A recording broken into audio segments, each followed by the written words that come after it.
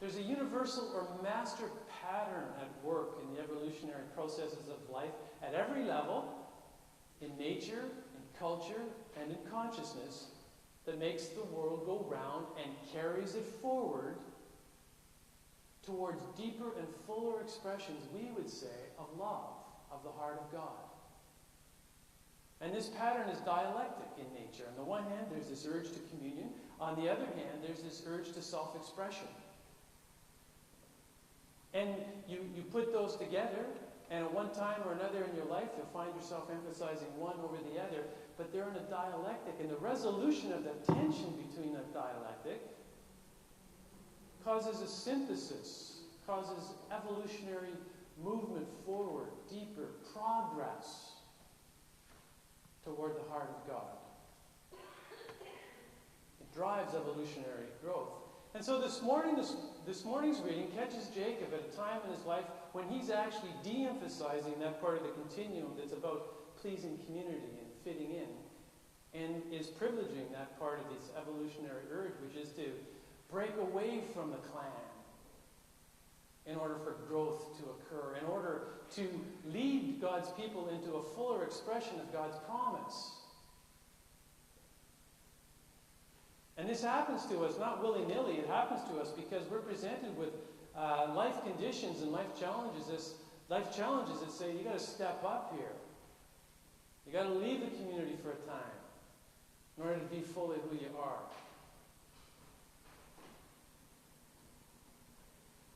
So this is why authentic spirituality and authentic religion makes room for both of these ends of the continuum. If you come across a spirituality that asks you continually to sacrifice your own self-expression and creativity for the sake of the community, run the other direction because it's called cult.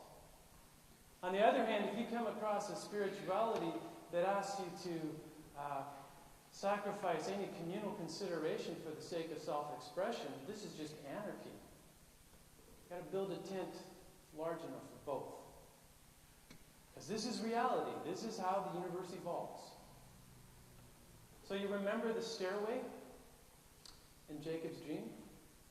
I like to think of it as a spiral stairway because this is actually the geometry of those two forces of law. This is getting a bit metaphysical, I realize, but I know you're there with me.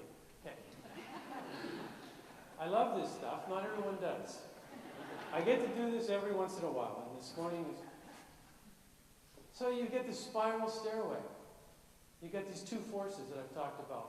The tension between them moves evolution forward. And the shape, the geometry of that tension, the resolution of that tension is actually a spiral in nature. It's a fractal form. It recurs at both the micro and macro level in nature everywhere. It's spiral shape. And so I'm thinking of this spiral in Jacob's dream because it comes at a transitional point in his life when it's time to move to the other end of the spiral. You know? Is exactly what's going on in Jacob's life.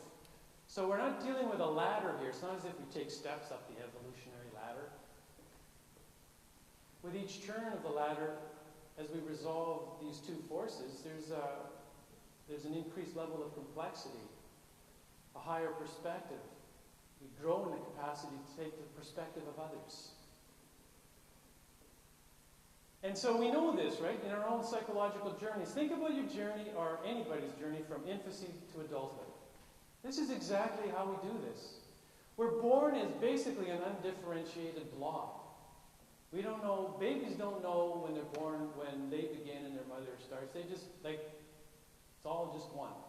A beautiful blob, mind you, right? I mean, they're beautiful, gorgeous, wonderful, but they're basically undifferentiated blobs. Until they get to the age of about 2.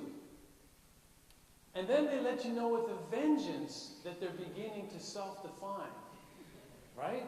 The terrible 2s come along and they say, I have arrived, Mom and Dad, and my needs and wants are not the same as your needs and wants, and they've begun the process of separating themselves from that unified culture.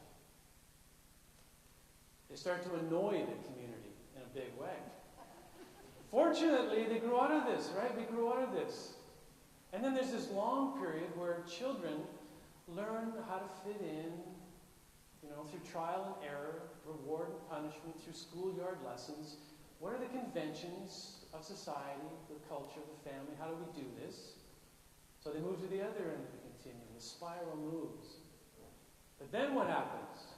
Teenage comes along, and teenagers exist to define themselves over and against the culture of family. It's just what they do. Teenagers exist to do this. Don't fight it. I know it's annoying as parents, but it's incredibly important to their evolutionary growth. Stop this. Stopping this is an unnatural thing to do, and it will stunt the growth. And the spiral turns again, and then you get into young adulthood, and you start thinking, okay, I'm going to find a partner here, get a good job, make a meaningful contribution to society. And that lasts for another long period of time until the dreaded midlife crisis comes, and we realize we've sacrificed our self-expression for the sake of community, and we just got to re-find ourselves.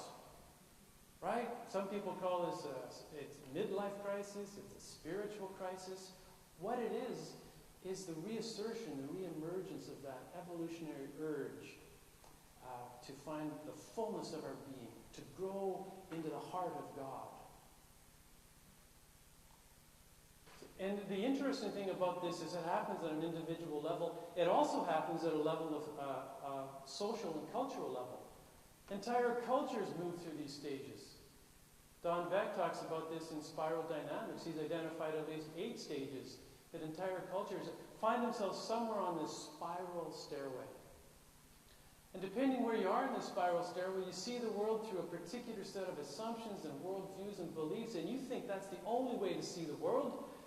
And typically you start to trash and judge everyone else who's at a different place in the stairway, and there you have the history of humanity.